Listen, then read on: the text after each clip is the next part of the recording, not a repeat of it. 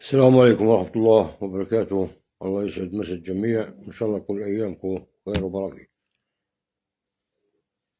فوز مع شق الأنفس مع الرعب.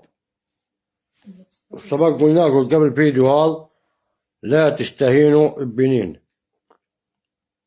شفتوا؟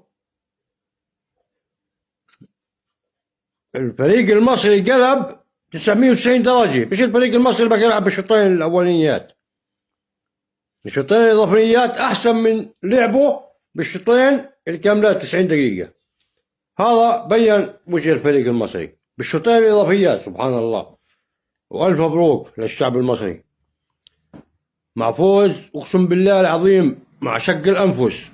يعني والله ما ارتحت إلا لما جاب الجول محمد صلاح، الجول الثالث. هاي والله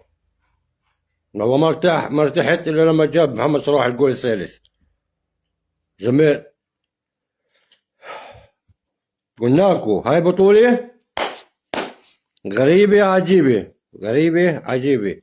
قلنا لكم والله لا تشوفوا العجب بيها، والله لا تشوفوا العجب بيها.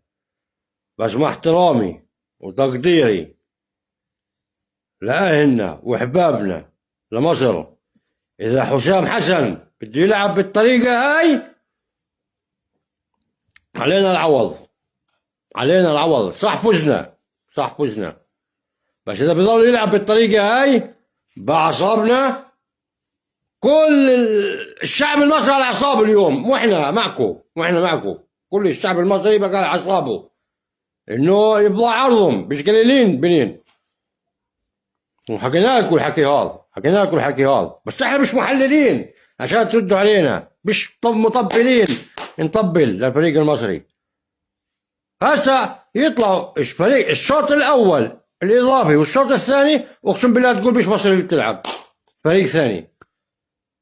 90 دقيقة انسى، كارثي. 90 دقيقة الاولى كارثية، النص ساعة هاي عالمية، النص ساعة اللي لعبوها هاي عالمية، أما 90 دقيقة كارثية. بقاش مبين فريق مصر، فريق المصري مش مبين طول المباراة. أقسم بالله بقى تطفي المباراة على الجول الغلطة اللي أجا بينا هذا. والحمد لله رب العالمين على الفوز، وألف ألف مبروك للشعب المصري. والله إنكم تستاهلوا الفرحة. بس يا عمي من أول يلعب هيك، من أول يلعب هيك تلعب بأعصاب أمنا، تلعب بأعصابنا، حرق دمنا، حرق دمنا بالشوطين الإضافيات. تلعب شوطين إضافيات مع بنين، خاف الله يا زلمة، شوطين إضافيات مع بنين. وقلنا لكم، قلنا لكم من أول تستهينوش بالأفريقيا اللي طلعت، تستهينوش بالأفريقيا اللي طلعت. شفتوا سبحان الله ما طلعوا، الأفريقيا اللي طلعت ما طلعت بسهولة، ما طلعت بسهولة، ظلت تقاتل لآخر رمق. ولعبوا شوطين إضافيات مع مصر.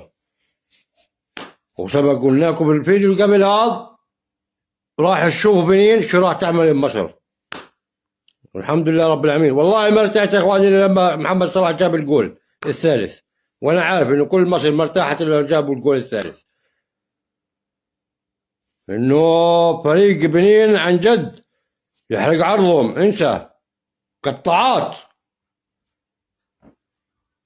حبيبي حبيبي ايوب، والله العظيم ما قصوني يا ايوب، والله العظيم. زامت النص ساعة اللي لعبوها، النص ساعة اللي لعبوها عن كل 90 دقيقة اللي لعبوها بالشوط الأول والثاني الفريق المصري.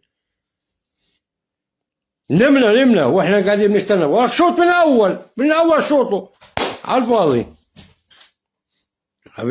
حبيبي يا خالي، كيف حالك؟ والله العظيم اقسم بالله لازم حسام حسن يراجع حاله بالتبديلات.